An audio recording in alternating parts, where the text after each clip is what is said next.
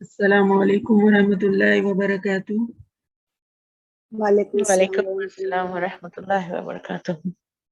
क्या हाल है आप सबके? नहीं, अल्हम्दुलिल्लाह, अल्लाह का शुक्र। पहला 1 घंटा अभी काफी आपका डिस्टर्ब गुजरा है, तो आई होप कि अब ये जो घंटा हम तफसीर के साथ गुजारेंगे अल्लाह करे कि स्मूथ गुजरे इंशाल्लाह। इंशाल्लाह इंशाल्लाह इंशाल्लाह। शुरू करते हैं। नहमदुहु व नुसल्ली अला रसूलिहिल करीम, अम्मा बाद, फ़अऊज़ु बिल्लाहि मिनश शैतानिर रजीम, बिस्मिल्लाहिर रहमानिर रहीम।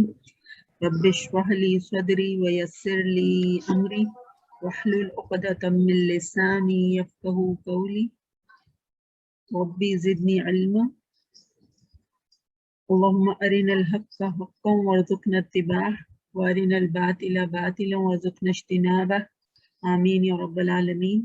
अल्लाहुम्मा सल्लि अला मुहम्मदिन व अला आलि मुहम्मदिन कमा सल्लैता अला इब्राहीम व अला आलि इब्राहीम इन्नका हमीदुम मजीद।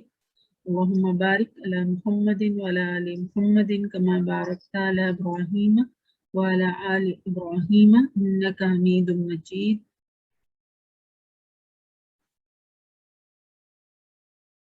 सूरह कलम शुरू करेंगे। आज हम पहले तर्जुमा कर लेते हैं।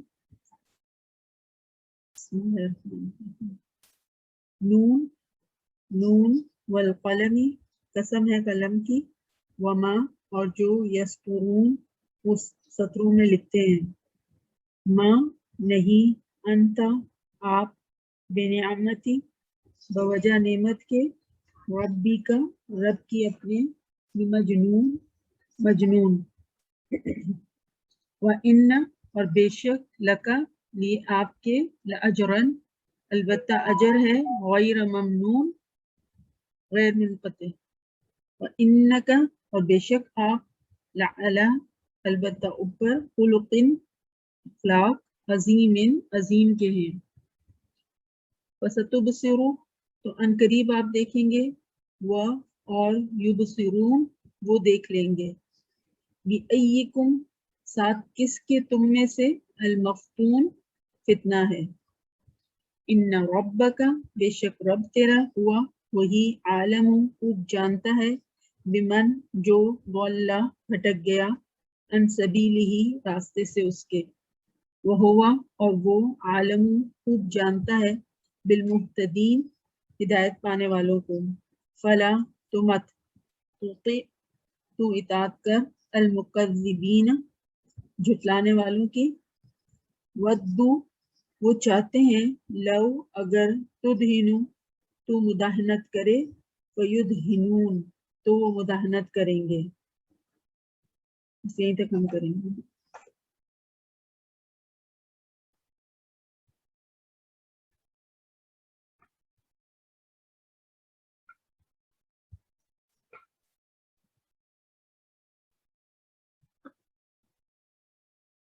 सूरह कलम पहले तारुफ देख लेते हैं।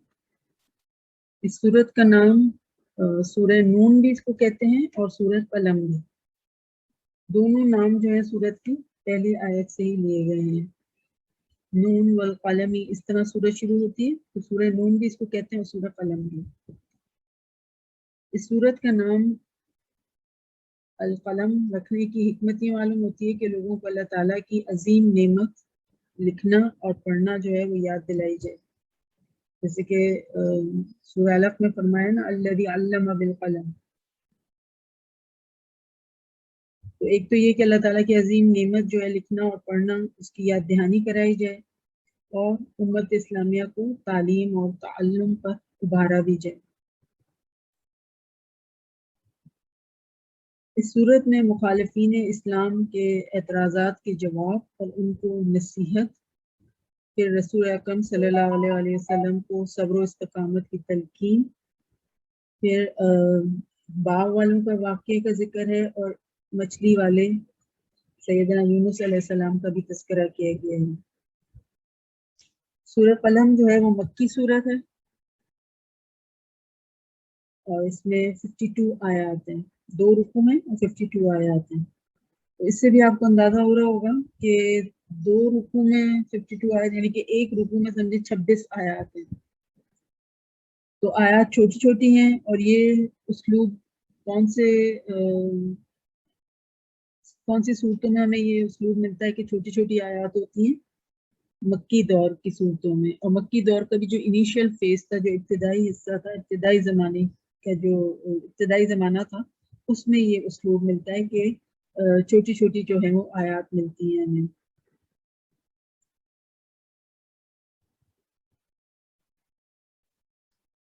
سورہ قلم جو ہے اس کی آپ یوں سمجھے کہ اس کے اندر جو ہے انباء اور رسل، انباء نبا کہتے ہیں خبر کو، انباء اس کی جمع ہے، انباء رسل یعنی رسولوں کی خبریں دی گئی ہیں. وہ پہلو جو ہے اس صورت میں ہمیں نمایاں نظر آتا ہے. پھر سورہ قلم اس اعتبار سے نمایاں ہے کہ اس میں حضور صلی اللہ علیہ وسلم کی دعوت کے بالکل ابتدائی دور کی جھلک دکھائی دیتی ہے.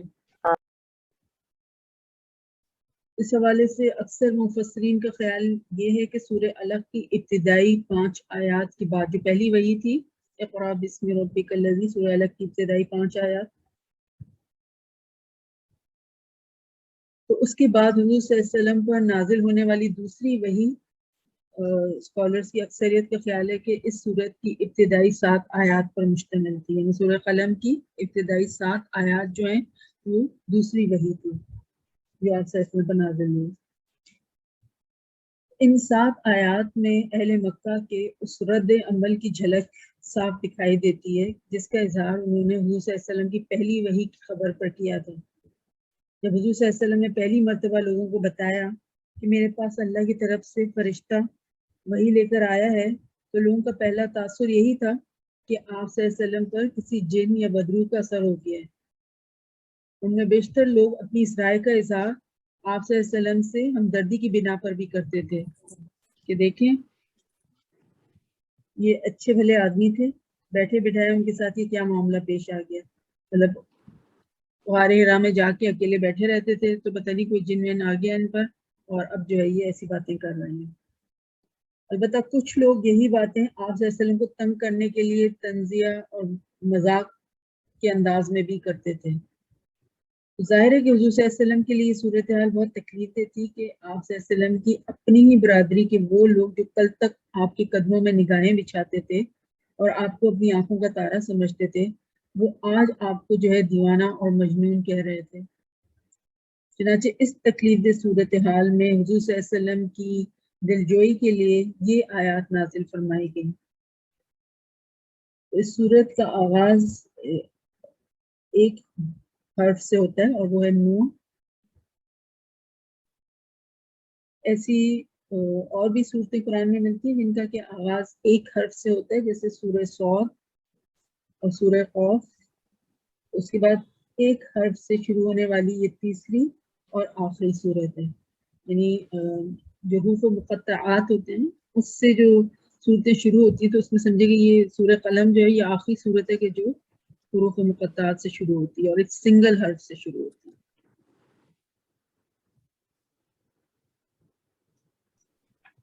فرمایا کہ نون والقلم وما یسطرون، نون قسم ہے قلم کی اور جو کچھ یہ لکھتے ہیں، یعنی قلم بھی اور جو علمی ذخیرہ قلم کے ذریعے نوع انسانی کے ہاں اب تک وجود میں آیا ہے وہ بھی اس حقیقت پر گواہ ہے. کس حقیقت پر گواہ ہے؟ جو کہ اگلی آیت میں جو بیان ہوئی بات آیت نمبر 2 میں کہ ما انت بنعمت ربک بمجنون، کہ آپ اپنے رب کے فضل و کرم سے مجنون نہیں ہیں. تو حروف مقطعات پر کچھ بات کر لیتے ہیں. حروف مقطعات اس صورت میں جو نون ہے وہ کیا ہے؟ حروف مقطعات میں سے ہے. یہ جو لفظ مقطعات اس کا اگر روٹ ورڈ نکالنا ہو تو وہ کیا ہوگا؟ قاف و عین. قطع، قطع جس کے معنی ہوتے ہیں کاٹنے کے یا ٹکڑے ٹکڑے کرنا. اور مقطعات سے مراد ایسے حروف ہیں جن کو قرآن مجید میں کاٹ کاٹ کر کہہ لیں یا یعنی علیحدہ علیحدہ کہہ لیں یا الگ الگ کر کے پڑھا جاتا ہے. जैसे स्वाद, ऑफ, अलिफ लाम मीम, है ना। अलिफ लाम मीम को हम अलम नहीं पढ़ेंगे, बल्कि हम क्या अलग अलग करके पढ़ेंगे इन लोगों को, अलहदा अलहदा पढ़ेंगे। अलिफ लाम मीम, ठीक है। ये 14 कलमात हैं जो 29 सूरतों के शुरू में आए हैं। 14 हुरूफ मुक़त्तआत हैं जो 29 सूरा में के शुरू में आए हैं, और इनके मायने के बारे में कोई मुस्तनद रिवायत नहीं है। मतलब ये क्या है, जब जिन बातों के बारे में हमें कोई एक्सप्लेनेशन नहीं दी गई है, कुरान और सुन्नत में खामोशी इख्तियार की गई है, तो उसको हम क्या कहते हैं, मुतशाबिहात। ठीक है, तो ये हुरूफ मुक़त्तआत भी मुतशाबिहात में से हैं। तो अल्लाह और अल्लाह का रसूल ही बेहतर तौर पे जानते हैं कि उनके क्या मानी है। बाज़ मुफस्सिरीन ने, बाज़ स्कॉलर्स ने इनके मुख्तलिफ मतलब बयान किए हैं, और मतलब बयान किए हैं यानी कि जब जहाँ पे कहीं कोई फराइज का जिक्र नहीं है तो वहाँ पे उलमा और जो स्कॉलर्स होते हैं वो अपनी राय दे सकते हैं। ठीक है, तो उन्होंने अपनी क्या है, एक इल्मी राय दी है। तो उनमें से जो ज्यादा करीब तक बात है वो ये है कि इन हुरूफ के साथ तमाम दुनिया को एक तरह से चैलेंज दिया गया है। ये कुरान मजीद भी उन्हीं हुरूफ तहज्जी से बनाया गया है जिनसे कि तुम अपना कलाम बनाते हो। ठीक है, अगर ये अल्लाह ताला की तरफ से नाज़िल शुदा नहीं तो तुम इस जैसी एक सूरत ही लाकर दिखा दो। मतलब हुरूफ तहज्जी तो तुम्हारे पास है ना, उन्हीं हुरूफ तहज्जी को इस्तेमाल करते हुए अल्लाह ताला ने अपना कलाम नाजिल फरमाया है। तो अगर तुमको लगता है कि तुम भी ये काम कर सकते हो तो बना के ले आओ ऐसी सूरत। एक तरह का चैलेंज है इन हुरूफ मुक़त्तआत के जरिए जो कि दिया गया है। बाकी जो एक इंटेलेक्चुअल ऑब्जर्वेशन है स्कॉलर्स की, वो थोड़ा सा मैं आपको बता देती हूँ कि अरबी ज़बान में हुरूफ तहज्जी जो है वो 29 है, 29 लेटर्स मिलते हैं उनको। ठीक है, और 29 सूरतों में हुरूफ मुक़त्तआत आए हैं। ठीक है, 3 सूरतें ऐसी हैं जिसमें कि एक एक हर्फ जो है हुरूफ मुक़त्तआत के तौर पर, जैसे हमने कहा ना, सूरह सौद, सूरह क़ाफ और ये सूरह नून जो हम देख रहे हैं। फिर 9 सूरतें ऐसी हैं जिसमें कि दो दो हुरूफ मुक़त्तआत आए हैं, जैसे हामीम, तौहा। फिर 13 सूरतें ऐसी हैं जिसमें कि 3 हुरूफ आए हैं, 3 हुरूफ मुक़त्तआत आए हैं, जैसे अलिफ लाम मीम।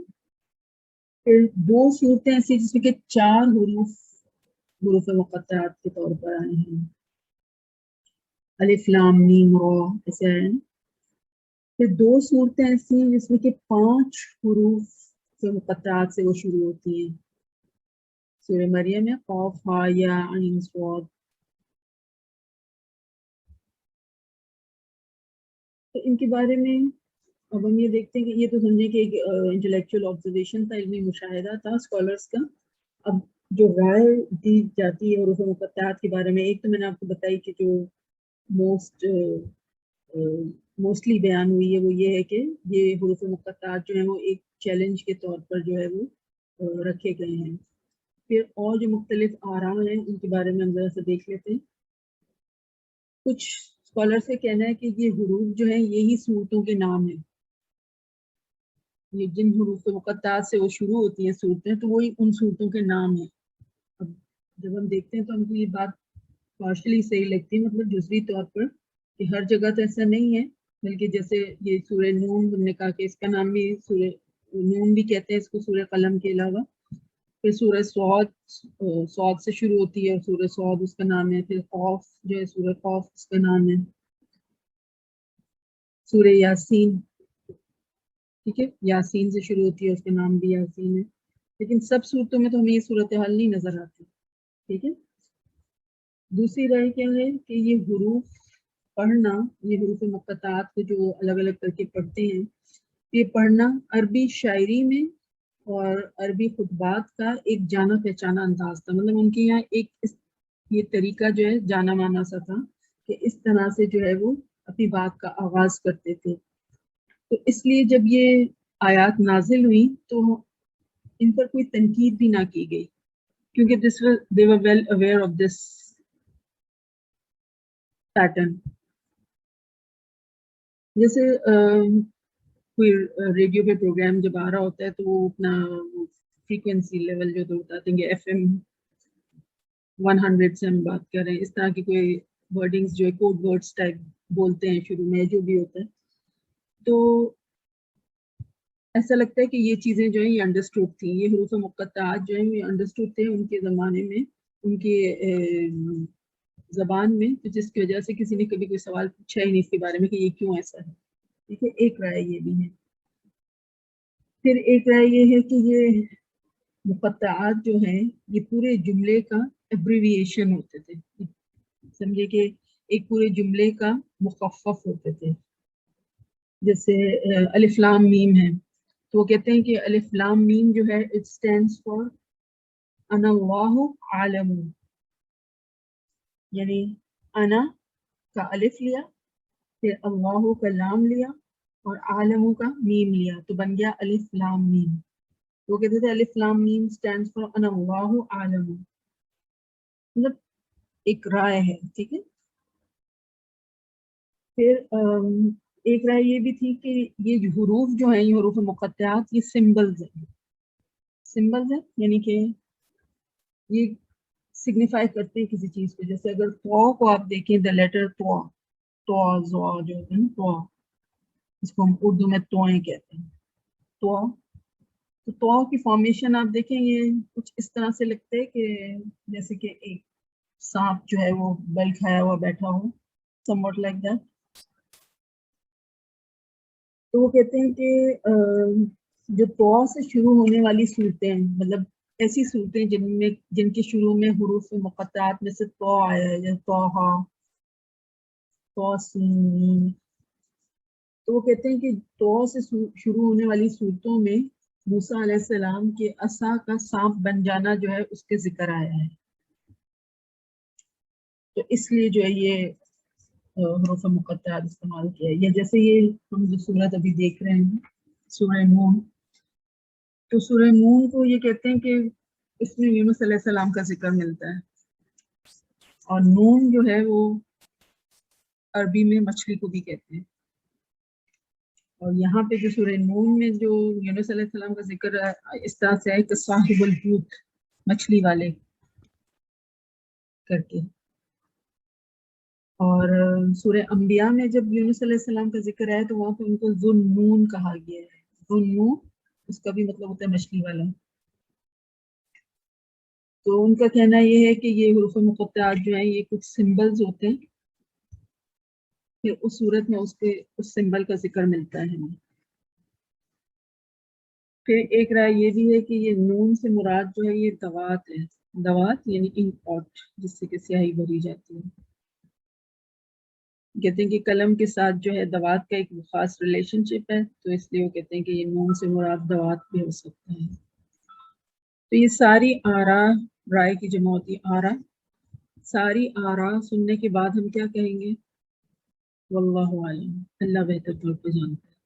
ٹھیک ہے، لیکن صرف یہ کیونکہ آپ کو یہ تفسیر کی کتابوں میں مل سکتا ہے تو اس لیے آپ کے سامنے رکھا گیا تھا. تو قلم سے مراد پھر کیا ہے؟ اللہ تعالیٰ نے حرف نون کو ذکر کرنے کے بعد قلم کی قسم کھائی ہے. خواہ اس سے مراد وہ قلم ہو جس کے ساتھ لوح محفوظ میں لکھا گیا ہے، یا وہ قلم جس کے ساتھ فرشتے بندوں کے اچھے یا برے اعمال صحیفوں میں محفوظ کرتے ہیں، یا پھر وہ قلم جس کے ساتھ عام لوگ لکھتے ہیں. اگین واللہ عالم. ایک اسکول آف تھاٹ یہ بھی کہتا ہے کہ قلم سے مراد جو ہے تقدیر الہی لکھنے والا قلم، یہ مراد ہو سکتا ہے. جب ہم قلم کے بارے میں سوچتے ہیں تو ہمارے ذہن میں تو وہ پکچر آتی نا جو قلم ہمارے ہاتھ میں ہے، ویسا ہی کوئی پکچر آتی. لیکن جس قلم سے تقدیر الہی لکھی گئی ہے وہ تو ہم نہیں جان سکتے کیسا ہے، وہ تو پھر اگین متشابہات میں سے ہے. اللہ نے چاہا اور انشاءاللہ اگر ہم جنت میں پہنچے تو پھر یقیناً ہم پھر وہاں پہ جو ہے اپنی خواہشات کی لسٹ میں یہ بھی انٹر کر لیں کہ ہاں ٹھیک ہے لوح محفوظ، اور پھر لوح محفوظ کس قلم سے لکھا گیا تو وہ سب تو دیکھیں گے انشاءاللہ. لیکن اسکالرس کا خیال ہے کہ یہاں پہ جو نون والقلمی جو قسم کھائی گئی ہے وہ قلم ہے جس سے کہ تقدیر الہی لکھی گئی ہے. اور سورہ علق میں جو بیان ہے نا علامہ بالقلم کہ قلم کے ذریعے علم سکھایا، تو وہاں پر جو قلم ہے وہ کہتے ہیں کہ وہ قلم ہے جس سے کہ انسانوں نے اپنے علم کو پابند کیا، اپنے علم کو محفوظ کیا.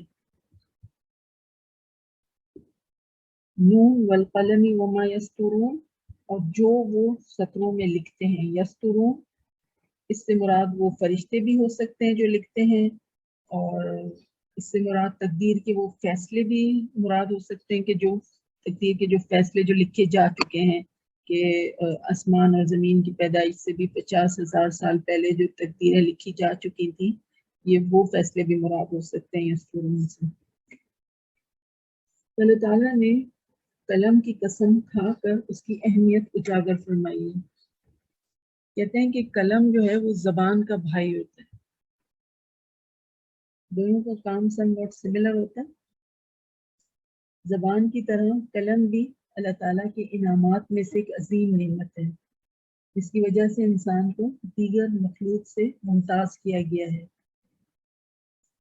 اللہ تعالیٰ نے اپنی مخلوق میں سے قلم کو ہی سب سے پہلے پیدا فرمایا تھا اور اس سے کہا تھا کہ تو لکھ.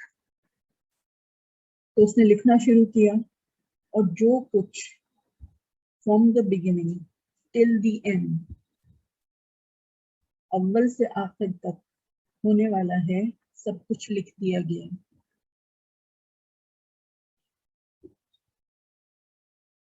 قلم کی ہمارے نظر میں کیا اہمیت ہے؟ مطلب جب تک ہم کام کر رہے ہیں تو ٹھیک ہے، بہت ضروری ایک ہمارے لیے ٹول ہے استعمال کرنے کے لیے. لیکن اس کے علاوہ مطلب اگر قلم کہیں پڑا ہوا ہے یا ایسے ہی گرا ہوا ہے، یا بازار میں جائیں تو کوئی پین شاپ پہ یا پین کی سیل لگی ہو تو اس کی طرف ہم اٹریکٹ ہوتے ہیں کیا؟ لیکن آپ دیکھیں کہ اللہ تعالیٰ نے اس کی کتنی اہمیت کو اجاگر کیا ہے کہ اللہ تعالیٰ نے اس کی قسم کھائی. تو اب اگر ہمیں کہیں قلم نظر آتا ہے گرا پڑا یا نگلیکٹڈ، تو اب ہمیں ضرور اسٹرائک کرنا چاہیے کہ اللہ تعالیٰ نے قلم کی قسم کھائی ہے.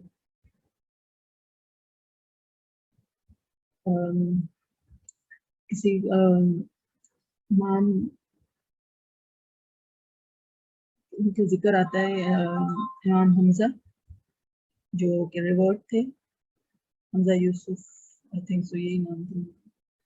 تو وہ بتاتے ہیں اپنا کہ جب وہ تعلیم حاصل کر رہے تھے تو وہ کوئی افریقن اس میں کوئی افریقہ کی کوئی علاقے میں گئے تھے تعلیم حاصل کرنے کے لیے. تو وہاں پہ باقاعدہ اتنے کوئی ہائی فائی قسم کے ٹیبل اور چیئرز اور اس طرح والا سسٹم نہیں تھا، نیچے بیٹھ کے ہی جو ہے وہ دیتے تھے. تو وہ کہتے ہیں کہ مٹی تھی جس کے اوپر وہ بیٹھا کرتے تھے، اور تو ان کے ہاتھ کہتے ہیں کہ ان کے ناخن میں جو ہے کچھ مٹی پھنس گئی.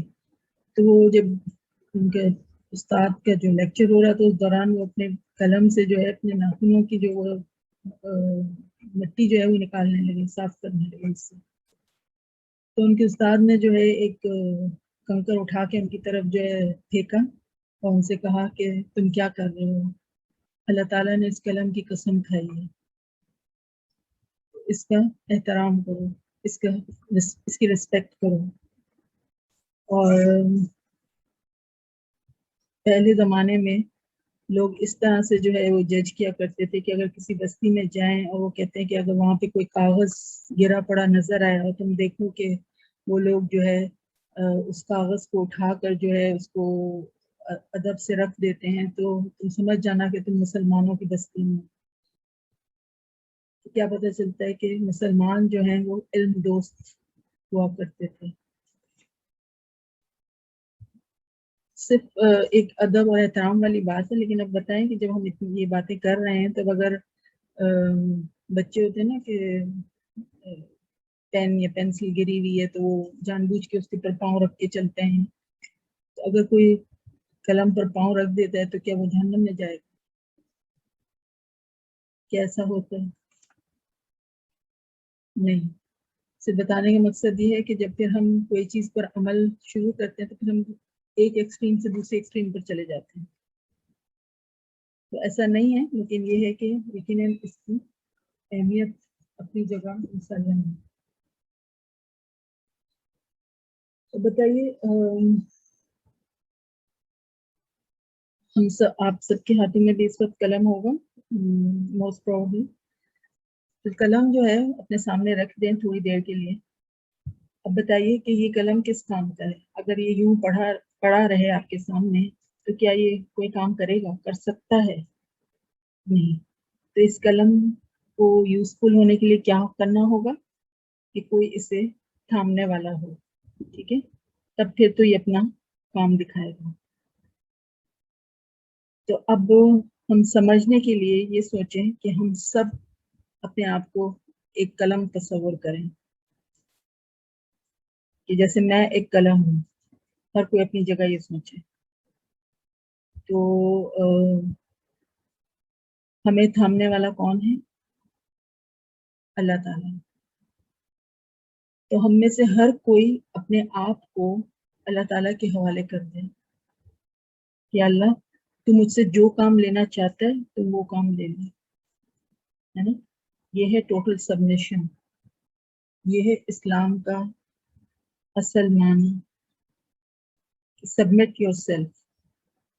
تو قلم بھی اپنے آپ کو جب سبمٹ کرتا ہے تو پھر وہ کام کا ہوتا ہے، پڑھا رہے ایسے تو کوئی کام کا نہیں ہے۔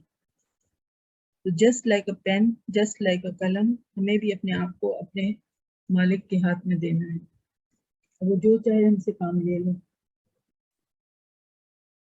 پھر بتائیے کہ قلم کے لیے عاجزی بھی بہت ضروری ہے۔ یہ قلم آپ لکھنا چاہ رہی ہیں، آپ اپنا پین اٹھائیے اور آپ اس کو نیچے، اس کو جھکنا پڑے گا لکھنے کے لیے۔ اگر قلم آپ کے ہاتھ میں اکڑ جاتا ہے کہ نہیں، آپ اس کو بینڈ کرنا چاہ رہی ہیں لکھنے کے لیے، وہ بینڈ ہی نہیں ہو رہا، پھر کسی کام کا ہوگا؟ وہ بالکل نہیں ہوگا۔ تو دین کا کام کرنے کے لیے عاجزی ضروری ہے، جھکنا پڑے گا، اپنے آپ کو جھکانا ہوگا، پھر تو ہم کسی کام کے ہیں۔ پھر آپ دیکھیں پین جو ہے، اگر آپ لکھ رہی ہیں اس سے اور اس کی انک جو ہے وہ کبھی آ رہی ہے اور کبھی نہیں آ رہی ہے، اور کبھی ہوتا ہے نا جو پین کو جھٹک جھٹک کے ہم لکھ رہے ہوتے ہیں کہ ان ایکول مطلب ارریگولر سپلائی ہے اس کی، کہ وہ کبھی بہت زیادہ جو ہے انک چھوڑ رہا ہے اور کبھی جو ہے بالکل ہی لکھ نہیں رہا ہے، کبھی آپ کو اسٹیبل کرنا پڑ رہا ہے۔ تو بتائیے پھر آپ کو اس پین سے کام کرنے میں مزہ آئے گا یا آپ چاہیں گے اس سے کام کرنا؟ نہیں۔ تو دین کے لیے بھی جب ہم کام کریں تو پھر ہمیں کانسٹنٹ ایفرٹ کرنی ہوگی اس کے لیے۔ ایسا نہیں ہے کہ کبھی جو ہے نچھاور ہو رہے ہیں اور کبھی جو ہے بالکل ہی تھکار کے بیٹھے ہوئے ہیں اور کسی کام کے ہی نہ رہے ہیں۔ Constant effort is required. تو مسلسل دین کا کام کرتے رہنا ہے۔ پھر اگر کوئی قلم بہت لمبے عرصے تک استعمال نہ ہو تو پھر اس کا کیا کام نہیں ہے، پھر اس کے ساتھ کیا پرابلم آ جاتا ہے؟ اس کی انک ڈرائی ہو جاتی ہے تو کسی کام کا پھر بھی نہیں رہتا۔ تو آپ سوچیں کہ اگر ہم اللہ کے کام میں نہیں لگیں گے تو پھر ہمارے اندر کتنی ڈرائینس آ جائے گی، اور پھر سے ہم جو ہے کسی کام کے نہ رہیں گے۔ جس مقصد کے لیے ہمیں دنیا میں بھیجا گیا ہے وہی مقصد اگر ہم نہیں انجام دیں گے تو پھر کس کام کے؟ تو فراغت ملنا، انسان دین کے کام سے اتنا فارغ ہو جائے کہ دین کے کام کے لیے ہی فراغت نہ ملے تو پھر تو بہت بڑی آزمائش ہے. تو کیا پتہ چلا کہ ہر وقت جتے رہنا ہے. قرآن میں بھی کیا فرمایا کہ جب آپ فارغ ہوں تو پھر کیا کریں؟ اپنے رب کی عبادت میں لگ جائیں. تو فراغت تو مقصد تو یہی ہے کہ فارغ ہو کے دین کے کام میں لگ جانا ہے. دین کے کام سے ہی اگر کوئی فارغ ہونا چاہے تو پھر تو اللہ ہی اس کو مطلب. پھر اطاعت بھی بہت لازمی ہے دین کے کام کرنے کے لیے. اگین وہ پین کی مثال ہم لیتے ہیں کہ آپ پین سے لکھنا چاہ رہی ہیں انسان اور وہ پین لکھتا ہے شیطان. تو آپ کہیں گے یہ پین کو کیا ہو گیا ہے؟ میں تو اس سے انسان لکھنا چاہ رہی ہوں، یہ لکھ رہا ہے شیطان. Why is that so? This pen is not obeying me. پھر اگین آپ پین کو اٹھا کے پھینک دیں گی. لیکن آپ بتائیے کہ جب آپ اس طرح سے کریں گی کہ آپ لکھنا چاہ رہی ہیں کچھ اور وہ لکھ رہا ہے کچھ، تو اس سے کیا ہوگا کہ جو پڑھنے والا ہے، جو سامنے والا ہے، دیکھنے والا ہے، وہ کس کو بلیم کرے گا؟ پین کو. تو کہے گا اس پین کا کیا قصور، یہی لکھنا چاہ رہی تھی شیطان. ایسا ہی ہوتا ہے. آپ دیکھیں جب ہم مسلمان دین کو فالو نہیں کرتے جیسا کہ کہا گیا ہے، اللہ اور رسول صلی اللہ علیہ وسلم کی ویسی اطاعت نہیں کرتے جیسا کہ ہمیں کرنا ہے، تو پھر بدنام کون ہوتا ہے؟ دین. اللہ اور رسول پر حرف آتا ہے کہ یہ دین ہی ایسا ہے. جو اسلام جب مسلمان جو ہیں دین پر اطاعت کرتے نظر نہیں آتے ہیں، دین پر کاربند نظر نہیں آتے ہیں، تو پھر بدنامی کس کی ہوتی ہے؟ اسلام کی. اگین ہمیں پھر اس میں اپنا حصہ نہیں ڈالنا. تو عاجزی بھی ضروری ہے، اطاعت بھی ضروری ہے، کانسٹنٹ سبمیشن بھی ضروری ہے، اور مسلسل جٹے بھی رہنا ہے. ٹھیک ہے.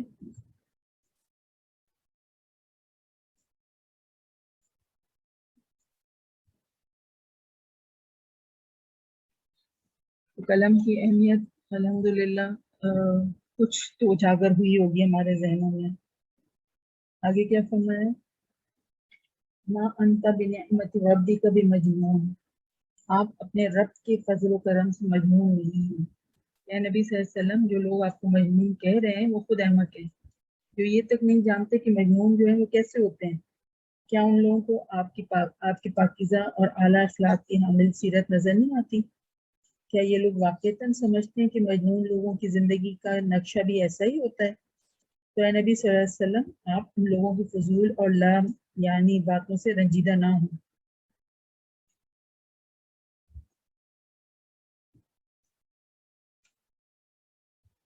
اللہ تعالیٰ نے قلم اور جو کچھ اس کے ساتھ لکھا جاتا ہے اس کی قسم کھا کر اپنے پیارے حبیب صلی اللہ علیہ وسلم کو مخاطب کر کے فرمایا کہ اے نبی صلی اللہ علیہ وسلم آپ اللہ تعالیٰ کے فضل سے دیوانے نہیں، جیسا کہ آپ کی قوم کے جاہل منکرین حق کہتے ہیں.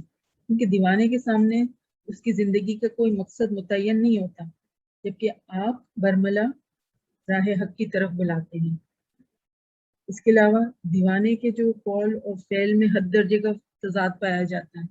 ایسا ہی ہوتا ہے کیونکہ اسے شعور ہی نہیں ہوتا کہ وہ کیا کہہ رہا ہے اور کیا کر رہا ہے، اور دیوانہ تو بہکی اور بے ڈھنگی باتیں کرتا ہے، جبکہ یہی لوگ آپ کو صادق اور امین ہونے کا لقب دے چکے ہیں.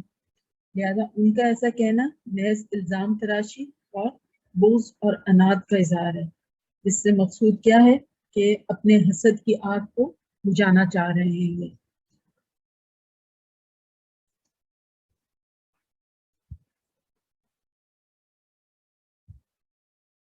تو اللہ کا علم اور جو کچھ لکھا گیا سب کچھ کیا گواہی دے رہا ہے کہ آپ بالکل بھی مجنون نہیں ہیں. اور آگے بھی جو فرمایا کہ وَإِنَّ لَكَ لَأَجْرًا غَيْرَ مَمْنُونٍ، اس بات کی بھی گواہی دی جا رہی ہے کہ بے شک آپ کے لیے البتہ اجر ہے غیر منقطع ہونے والا. یہ جو مجنون آپ کو کہا گیا تو یہ سمجھے کہ یہ پہلا الزام تھا جو کہ آپ صلی اللہ علیہ وسلم پر لگایا گیا. بعد میں اور بھی الزام لگائے گئے آپ پر، لیکن یہ سمجھیے کہ نسبتاً ہلکا الزام تھا. کس طرح سے ہلکا تھا کہ یہ لفظ مجنون کا روٹ ورڈ کیا ہوگا؟ جین نون نون. ٹھیک ہے، یعنی جس پر جن کا سایہ ہو گیا ہو تو وہ مجنون ہے. تو جو اپنے حواس میں ہی نہ رہا ہو، مطلب پاگل یا دیوانہ جس کو کہتے ہیں، اس کا مطلب کیا ہوتا ہے کہ خود اپنے حواس میں ہی نہیں ہے. کہ اس میں ایکسکیوز یہ ہوتا ہے کہ اس کا اپنا قصور نہیں ہے، بلکہ کوئی آؤٹ سائڈ فیکٹر ہے جو اس کو اس طرح کرنے پر مجبور کر رہا ہے. تو یہ عربس کا ایک بلیف تھا کہ جو ان کے شاعری کا بڑا رواج تھا، تو وہ کہتے تھے کہ جو شعراء ہوتے ہیں ان کے پاس کوئی جن ہوتے ہیں اپنے اپنے، جو ان کو اتنے اچھے الفاظ اور اتنی اچھی باتیں جو ہے سجاتے ہیں، جو وہ شاعری کے انداز میں پیش کرتے ہیں. تو جب حضور صلی اللہ علیہ وسلم نے اللہ کا کلام ان کے سامنے پیش کیا تو انہوں نے کہا کہ ان پر بھی کوئی جن آ گیا ہے، کیونکہ غار حرا میں تو جا کے بیٹھے ہوتے ہیں، تو ضرور ان پر جو ہے کوئی اثر ہو گیا ہے.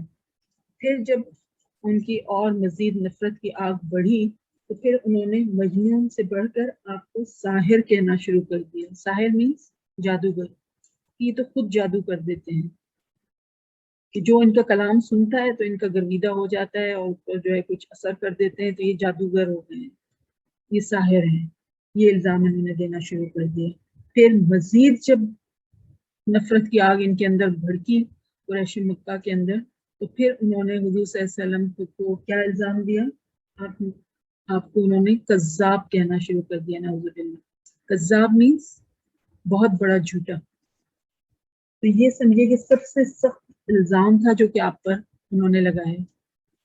مطلب جھوٹ جو ہے وہ تو انسان ایک کانشیس ایفرٹ کے تحت بولتا ہے نا، تو دس واز دا لمٹ کہ انہوں نے یہ الزام تک آپ پر لگایا. But again having said that, آپ دیکھیں کہ خود ہی یہی لوگ تھے جو آپ کو صادق اور امین کہتے تھے، اور اب جو ہے انہوں نے کس وجہ سے، بس ایک ضد اور ہٹ دھرمی کی وجہ سے جو ہے آپ کو یہ کہنا شروع کر دیا.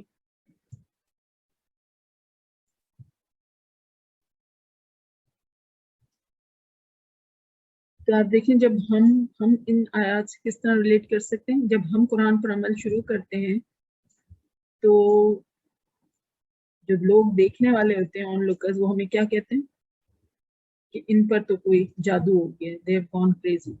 پتہ نہیں کس نے ان کی مت مار دی ہے، کہ کس نے جو ہے ان کو سر گما دیا ہے، ایسے ہی کہا جاتا ہے. تو اگین جو بھی کوئی دین پر چل رہا ہے اور اس کو پھر ایسی باتیں سننی پڑتی ہیں کہ تم تو پاگل ہو گئے، تمہارا تو دماغ چل گیا ہے، تو ان سب کے لیے اس میں تسلی ہے کہ جو بھی اللہ کے راستے پر عمل کر رہا ہے، اللہ کے راستے پر چل رہا ہے، تو ما انت بنعمت ربک بمجنون. دوبارہ ریجوائن کیجیے، پھر آگے ہم کنٹینیو. آگے آیت نمبر 3 میں فرمایا وَإِنَّ لَكَ لَأَجْرًا غَيْرَ مَمْنُونٍ، اور یقیناً آپ کے لیے تو وہ اجر ہے جس کا سلسلہ کبھی منقطع نہیں ہوگا. آپ صلی اللہ علیہ وسلم کو تسلی دی جا رہی ہے کہ اللہ تعالیٰ نے نبی اکرم صلی اللہ علیہ وسلم کو تسلی دی کہ غمگین و پریشان نہ ہونے کی تلقین کی، اور صبر و تحمل کا حکم دیتے ہوئے فرمایا کہ آپ کے لیے ان تکلیف دہ باتوں پر بے حساب اور کبھی نہ ختم ہونے والا اجر ہے. کیوں؟ کیونکہ آپ لوگوں کی ہدایت کے لیے جو کوششیں کر رہے ہیں ان کے جواب میں آپ کو بڑی اذیتیں برداشت کرنا پڑ رہی ہیں، اور پھر بھی آپ اپنے اس فرض کو انجام دیے چلے جا رہے ہیں. تو اللہ تعالیٰ نے آپ کے لیے ایسا اجر قائم کیا ہے جو کہ ختم ہونے والا نہیں ہے. غیر ممنون، ممنون کا روٹ ورڈ جو ہوگا میم نون نون. من کہتے ہیں احسان کو. احسان جو ہوتا ہے وہ انسان کی زبان کاٹ دیتا ہے، مطلب آپ جس نے آپ کے اوپر احسان کیا تو اس کے آگے آپ کچھ بول نہیں سکتے، ایسا ہی ہوتا ہے. تو غیر ممنون یعنی کہ غیر منقطع ہونے والا. ممنون مینز منقطع اینڈ غیر ممنون مینز غیر منقطع ہونے والا، نہ ختم ہونے والا.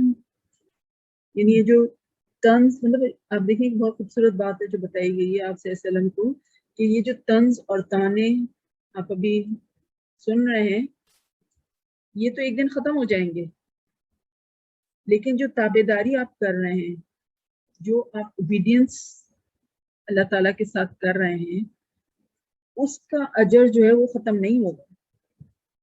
اور واقعی میں ایسا ہی ہے کہ آپ صلی اللہ علیہ وسلم نے جو اقامت دین کی جو خدمات انجام دی، تبلیغ دین کی جو خدمات انجام دی، تو اس کا اجر تو قائم رہے گا رہتی دنیا تک، اور اس کے بعد بھی آپ کے لیے تو اجر ہی اجر ہے. اللہ آپ دیکھیں کہ جو ہم یہ سیکھنے سکھانے کا سلسلہ جو کر رہے ہیں، جب رائٹ ایٹ دس مومنٹ جو ہم سیکھ رہے ہیں قرآن، تو اس کا بھی اگر ہم اجر دیکھیں، اس کا بھی ثواب جو ہے ٹریس آؤٹ کریں، تو ان دی اینڈ جا کے کہاں ختم ہوتا ہے؟ حضور صلی اللہ علیہ وسلم کے ذریعے ہی تو ہم تک یہ قرآن کی تعلیمات پہنچی ہیں، تو ان دی اینڈ آپ کو ہی سارا ثواب جاتا ہے. تو اللہ تعالیٰ نے یہ جو فرمایا کہ وَإِنَّ لَكَ لَأَجْرًا غَيْرَ مَمْنُونٍ، آپ کے لیے تو نہ ختم ہونے والا اجر ہے یا نبی صلی اللہ علیہ وسلم.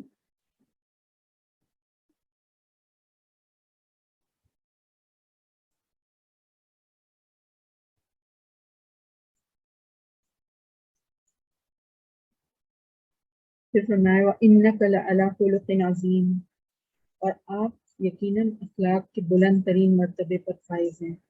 آپ اپنے اخلاق اور کردار کے بلند ترین معیار کے باعث پہلے سے ہی معراج انسانیت کے مقام پر فائز تھے. مطلب جب وحی کا آغاز ہوا اس سے پہلے ہی آپ کو تو صادق اور امین کا لقب مل گیا تھا، تو آپ کے تو اخلاق کی گواہی پہلے ہی موجود تھی.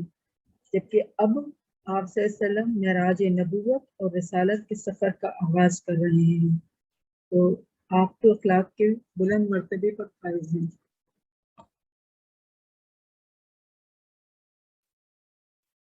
رسول اکرم آپ صلی اللہ علیہ وسلم کو جو ہے رحمت للعالمین کہا گیا ہے. قرآن مجید کے جو اور مقامات ہیں اس کی طرح یہاں بھی رسول اللہ صلی اللہ علیہ وسلم کی بلند اخلاق کا ذکر ہوا ہے. نبی صلی اللہ علیہ وسلم کے مقام اور مرتبے کو بیان کرنے کے لیے اگر صرف اللہ تعالیٰ کا یہی فرمان نازل ہوتا تو وہ بھی کافی تھا. وَإِنَّكَ لَعَلَىٰ خُلُقٍ عَظِيمٍ، کہ یقیناً آپ خلق عظیم پر فائز ہیں.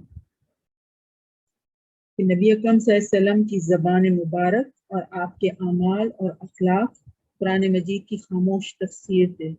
اسی لیے جب سیدہ عائشہ رضی اللہ تعالیٰ عنہ سے رسول اللہ صلی اللہ علیہ وسلم کے اخلاق کے متعلق سوال کیا گیا تو انہوں نے کیا فرمایا کہ تم نے قرآن نہیں پڑھا؟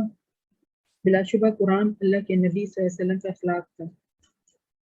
حضرت انس رضی اللہ تعالیٰ عنہ فرماتے ہیں کہ میں 10 سال رسول اللہ صلی اللہ علیہ وسلم کی خدمت میں نے رسول اللہ صلی اللہ علیہ وسلم کی خدمت میں 10 سال رہا، ان کی 10 سال خدمت کی. آپ نے کبھی میری کسی بات پر اف تک نہ کہا، اور نہ کبھی یہ کہا کہ فلاں کام کیوں کیا اور فلاں کام کیوں نہیں کیا.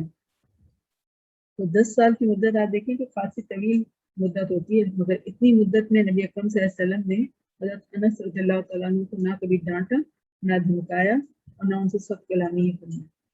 تو یہ آپ کے حسن اخلاق کی دلیل ہے، اور حقیقت ہے کہ آپ سے زیادہ دنیا میں کوئی شخص نرم دل اور خوش اخلاق پیدا نہیں ہوا. تو اپنے تو نبی اکرم صلی اللہ علیہ وسلم کے اخلاق اور کردار کی عظمت اور بلندی کی طرف تھے ہی، کافر بھی آپ صلی اللہ علیہ وسلم کی عظمت اور قدر و منزلت کی گواہی دیتے آئے ہیں، لیکن محض حسد، سرکشی اور کہ زدم زدہ جو ہو جاتی ہے اس کی وجہ سے قبول حق سے محروم رہے، اور یہ سلسلہ گواہی آج تک جاری ہے. تو مائیکل ہارٹ جس نے The 100 Greatest Leaders of the World جو بک لکھی، دنیا کے 100 بڑے لیڈر، وہ خود عیسائی ہے. کرسچن ہونے کے باوجود وہ یہ گواہی دیتا ہے کہ محمد صلی اللہ علیہ وسلم آج تک سب سے بڑے لیڈر ہیں. اس نے ٹاپ پر آپ صلی اللہ علیہ وسلم کا نام لکھا ہے. آپ دیکھیں کہ نبی صلی اللہ علیہ وسلم کی سیرت جو ہے وہ قرآن میں بیان ہوئی ہے.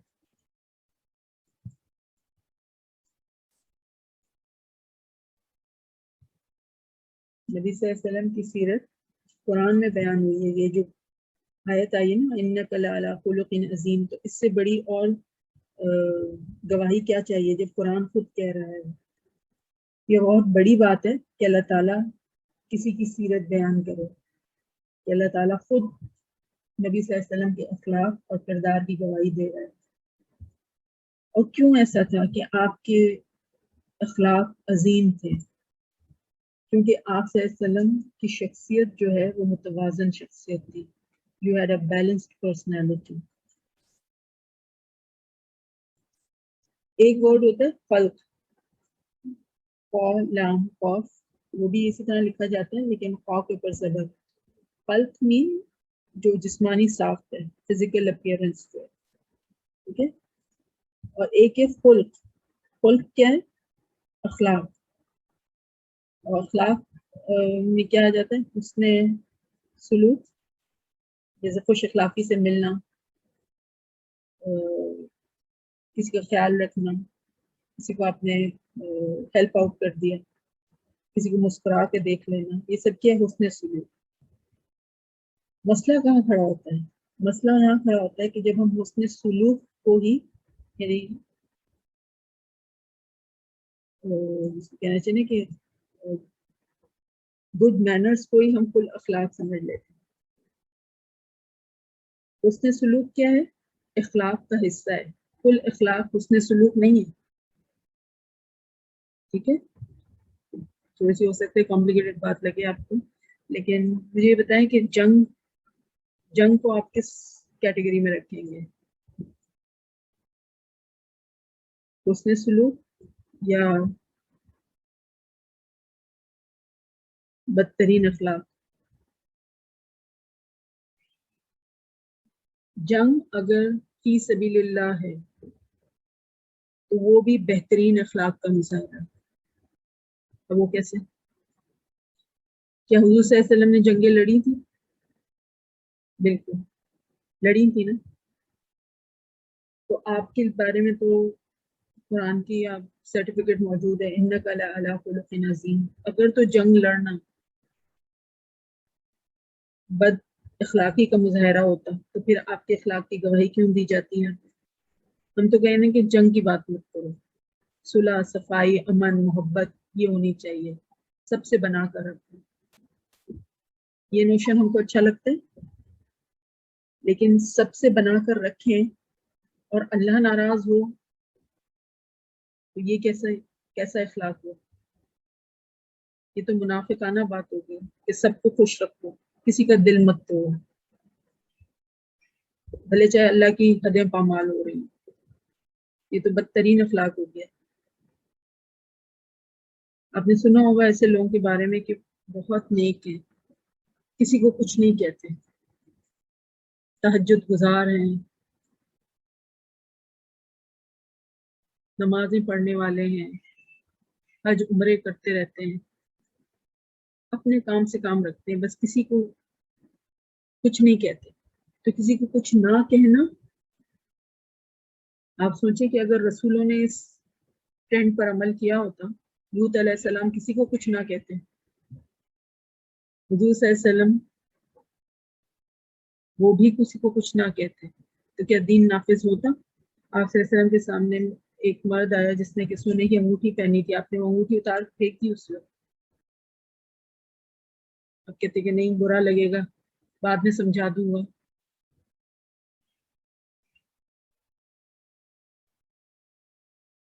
ایک دفعہ حضرت ابو ذر غفاری رضی اللہ تعالیٰ عنہ نے حضرت بلال رضی اللہ تعالیٰ عنہ کو یہ کہہ کر پکارا کہ اے کالی ماں کے بیٹے. حضور صلی اللہ علیہ وسلم وہ موجود تھے. آپ نے فوراً حضرت ابو ذر رضی اللہ تعالیٰ عنہ سے کہا کہ تمہارے اندر جاہلیت کی بو پائی جاتی ہے.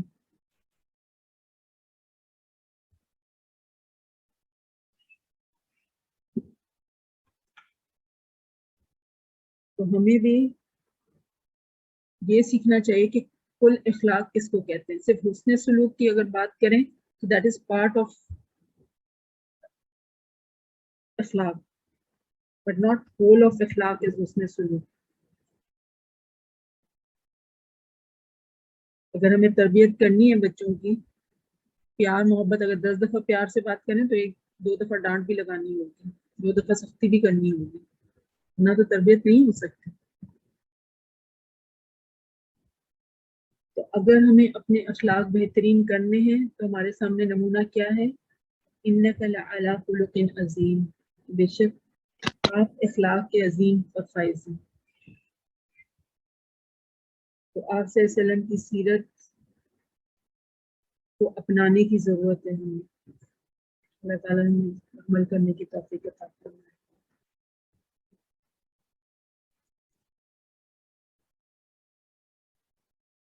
آگے فرمایا تو عنقریب آپ بھی دیکھ لیں گے اور وہ بھی دیکھ لیں گے۔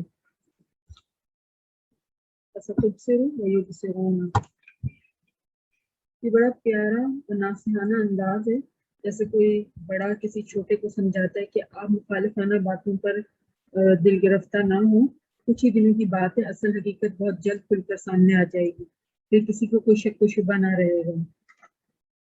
فرمایا کہ بِأَيِّكُمُ الْمَفْتُونُ، کہ تم میں سے کون فتنے میں مبتلا تھا۔ بہت جلد دنیا پر واضح ہو جائے گا کہ تم دونوں فریقوں میں سے کون فتنے میں مبتلا ہو گیا اور کون جو ہے وہ رائے راست پر تھا۔ کیا محمد بن عبداللہ صلی اللہ علیہ وسلم کو جنون کا عارضہ لاحق ہو گیا تھا نعوذ باللہ، یا آپ کے مخالفین جوش تعصب میں پاگل ہو گئے تھے؟ سب دودھ کا دودھ اور پانی کا پانی ہو جائے گا۔ یقیناً آپ کا رب خوب جانتا ہے کہ کون اس کی راہ سے بھٹک گیا، وہ عالم بالمہتدین، اور وہ ان کو بھی خوب جانتا ہے جو ہدایت یافتہ ہیں۔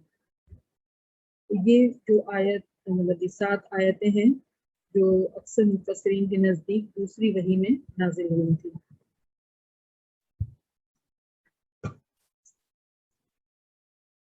جب قیامت کا دن آئے گا تو سارے پردے اٹھ جائیں گے اور حق واضح ہو جائے گا۔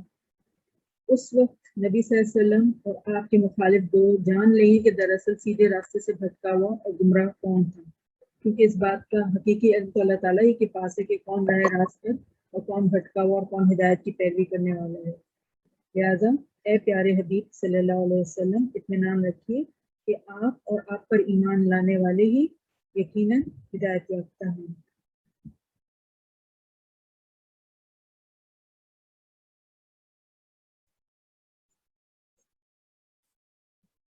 فَلَا تُطِعِ الْمُكَذِّبِينَ، تو اے نبی صلی اللہ علیہ وسلم آپ جھٹلانے والوں کی باتوں پر دھیان نہ دیں۔ اب یہاں سے آپ سمجھیں کہ ایک نیا مضمون ہے جو کہ شروع ہو رہا ہے۔ آپ سے اسلام سے فرمایا گیا کہ آپ ان جھٹلانے والوں کی باتوں پر دھیان نہ دیں۔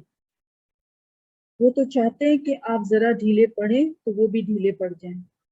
وَدُّوا لَوْ تُدْهِنُوا فَيُدْهِنُونَ، مطلب باطل کا تو یہ وتیرہ ہے کہ پہلے وہ حق کو جھٹلاتا ہے، پھر جب اس کے مقابلے میں کھڑے ہونا مشکل نظر آتا ہے تو پھر وہ مداہنت کیا کہتے ہیں؟ کمپرومائز، مصلحت پسندی،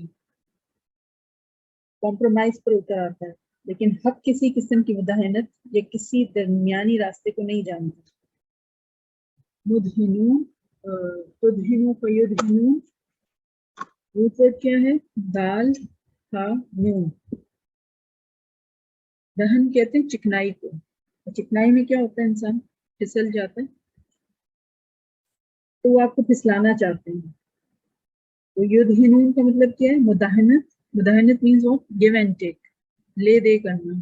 وہ چاہتے ہیں کہ کوئی مکا کر لیں آپ ان سے۔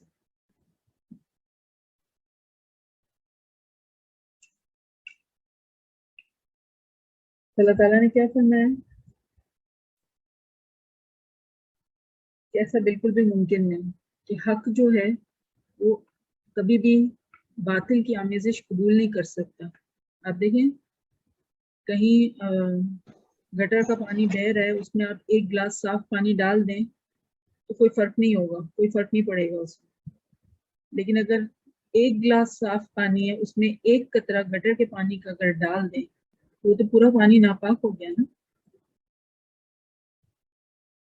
تو دین حق، دین اسلام پاکیزہ دین ہے، وہ بالکل بھی کس باطل کی ملاوٹ کو ٹالریٹ ہی نہیں کر سکتا، افورڈ ہی نہیں کر سکتا، گوارا ہی نہیں کر سکتا۔ ٹھیک ہے، وہ اسلام کا اپنا رنگ ہے، صبغۃ اللہ، اللہ کا رنگ، دین حق چونکہ حق ہے تو حق کا اپنا وزن ہوتا ہے اور وہ کسی کے ساتھ کسی سہارے کی اس کو ضرورت نہیں ہوتی ہے۔ تو یہی بات ہے جو یہاں پہ بتائی گئی ہے کہ وہ تو چاہتے ہیں کہ آپ ذرا ڈھیلے پڑیں تو وہ بھی ڈھیلے پڑ جائیں، کہ وہ کسی طرح سے جو ہے آپ کو اس پر آمادہ کر لیں، اور وہ پیشکش لائے بھی تھے کہ آپ چاہیں تو ہم آپ کے لیے یہ کر دیں، اور آپ کے لیے جو آفرز لے کر آئے تھے کہ ہم آپ کو اتنی دولت دے دیں، آپ کوئی جو ہے شادی ایسی جگہ کرا دیں، اس طرح کے آفرز لے کر آئے تھے، لیکن آپ صلی اللہ علیہ وسلم نے ان دی اینڈ کیا کہا تھا کہ اگر وہ میرے ایک ہاتھ پر چاند اور دوسرے ہاتھ پر سورج بھی لا کر رکھ دیں تو بھی میں اپنے کام سے نہیں ہٹوں گا، یا تو اس کام میں میری جان ہی چلی جائے گی لیکن میں اس میں جو ہے اس پیچھے نہیں ہٹوں گا. وما علینا الا البلاغ. سبحان اللہ وبحمدہ سبحان اللہ العظیم. اللهم صل على محمد وعلى آل محمد وبارك وسلم. اللهم آنس وحشتي في قبري. اللهم ارحمني بالقرآن العظيم واجعله لي إماما ونورا وهدى ورحمة. اللهم ذكرني منه ما نسيت وعلمني منه ما جهلت وارزقني تلاوته آناء الليل وآناء النهار واجعله لي حجة يا رب العالمين. اے اللہ مانوس کر دے میری وحشت کو میری قبر میں. اے اللہ قرآن کی وجہ سے مجھ پر رحم کر، اس کو میرے لیے نور، ہدایت اور رحمت کا ذریعہ بنا دے. اے اللہ جو کچھ میں بھول جاؤں مجھے یاد کروا دینا، اور وہ کچھ مجھے سکھا دے جو مجھے معلوم نہیں، اور دن کی گھڑیوں میں اور رات کی گھڑیوں میں تلاوت کی توفیق دے اور اس کو میرے لیے دلیل بنا دے. آمین سبحان رب العالمین. اللہم صلی علی محمد وعلی آل محمد وبارک وسلم. سبحانک اللہم وبحمدک اشہد ان لا الہ الا انت نستغفرک ونتوب الیک. سبحان ربک رب العزت عما یصفون وسلام علی المرسلین والحمد للہ رب العالمین. جزاکم اللہ خیرا کثیرا. السلام علیکم ورحمۃ اللہ وبرکاتہ.